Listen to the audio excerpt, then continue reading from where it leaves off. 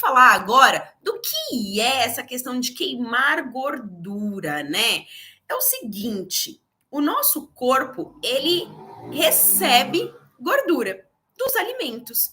E essa gordura, ela tem duas classificações. Ela pode ser, e eu vou falar de uma forma bem simples, ela pode ser uma gordura boa ou ela pode ser também uma gordura ruim, certo? Mas independente, ela vai passar pelo nosso fígado, que vai fazer parte ali do processo de digestão e também controlar todas essas questões e vai passar pelo nosso tecido adiposo, ou para ser armazenada, ou para ser liberada e usada como fonte de energia, além dos carboidratos. Deu para entender esse raciocínio até aqui? Então a gente consumiu lá algum alimento rico em gordura, independente se é boa, se é ruim. Ele foi para o nosso metabolismo, lá ele foi quebrado em partículas menores. O fígado é responsável por controlar toda a digestão e o tecido adiposo, olha isso, presta atenção. O tecido adiposo, ele é responsável por armazenar, guardar ou jogar fora, que aí jogar fora seria usar como fonte de energia. Mas o que acontece nas mulheres? Eu vou contar para você. Nas mulheres, se o tecido adiposo decidiu por algum motivo, pode ser pelo sistema de mecanismo de feedback, que eu também chamo de mecanismo de luta ou fuga do próprio corpo, e também vai ter algumas questões hormonais, tá? Que eu vou contar aqui para vocês. E aí, o tecido adiposo dessa mulher fala assim: não, eu vou armazenar, não vou usar isso como fonte de energia, porque para gerar energia eu já tenho carboidrato. Então eu vou guardar essa gordura aqui. Para onde que essa gordura vai? Principalmente na mulher, na região abdominal. E é essa região que as mulheres mais odeiam. E vai para lá. A gordura que a gente ingere, sendo ela boa ou ruim, se não está regulado o seu metabolismo, ela vai para o tecido adiposo, ela vai para a sua pochete, ela vai para o seu abdômen. Pronto. Acabou a nossa autoestima, chega o sobrepeso e agora o que a gente vai fazer? E aí, então, eu já falei sobre os dois órgãos responsáveis por metabolizar, por decidir, controlar toda essa questão da gordura, né, que é o fígado e o tecido adiposo. E existe, agora eu vou falar aqui um pouquinho para vocês sobre as fases, tá? Porque existe várias fases. Existe aquela mulher que fez algum processo de emagrecimento e aí chegou aqui no consultório.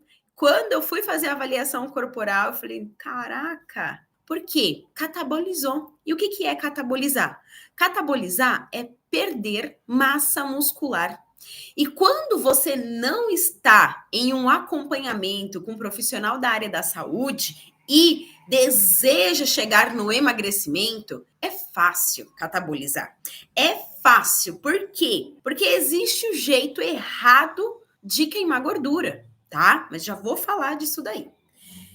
E aí as pessoas confundem e acham que está emagrecendo e que está tudo bem, a pessoa fica feliz, né? Mas a gente só tem como ver isso, se catabolizou ou não, se queimou massa muscular ou não, a gente só tem como ver isso com a avaliação corporal, tá? E é muito importante, aqui no consultório eu gosto de fazer isso a cada 15 dias, né? E com os meus pacientes do online, de outros estados, outros países, eu faço com eles várias formas de medir o processo de emagrecimento, o resultado, justamente para não chegar ao ponto de ser prejudicial à saúde.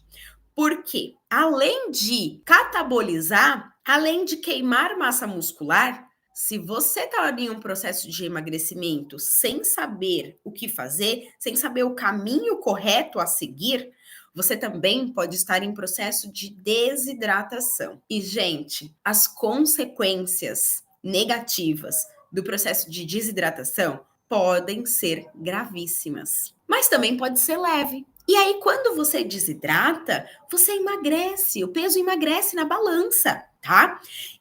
Por que eu tô falando tudo isso? Eu preciso te alertar do que vai acontecer.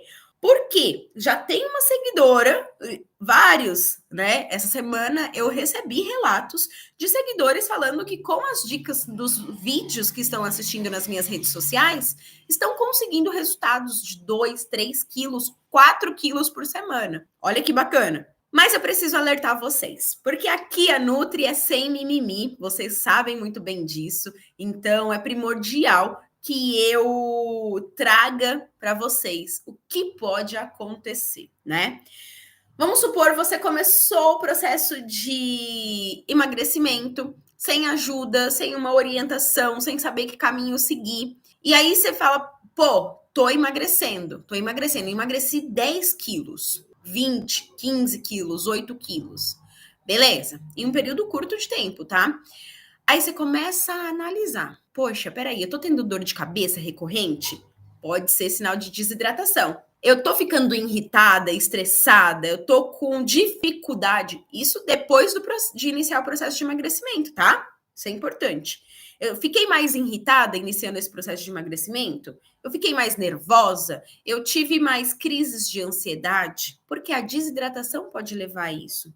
E também há sintomas crônicos, que são pele craquelada, sabe? Assim, ela desidratada, ela seca, pele seca, lábios ressecados. Você pode sentir as suas unhas fracas, quebradiças, tá? O pé também é um bom indicador, então, um calcanhar bem crespo, com acúmulo ali de pele, bem ressecado. Então, você pode estar visualizando por isso também. É primordial que você mantenha a sua hidratação. E com essas dicas que eu vou te dar aqui, você não vai sentir nada disso e você vai conseguir um bom resultado, tá?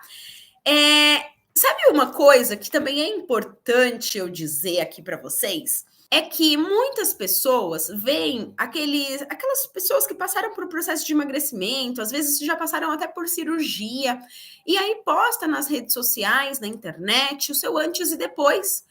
E parece, algumas pessoas não tomam o devido cuidado e quando vão falar de si mesmo, né, dar o seu próprio relato, fica parecendo que foi um processo fácil. Mas não, existem várias frustrações durante o processo de emagrecimento e eu quero que você evite essas frustrações. Por isso que eu digo aqui o que fazer, o que não fazer, o que acontece durante o processo, certo? Beleza?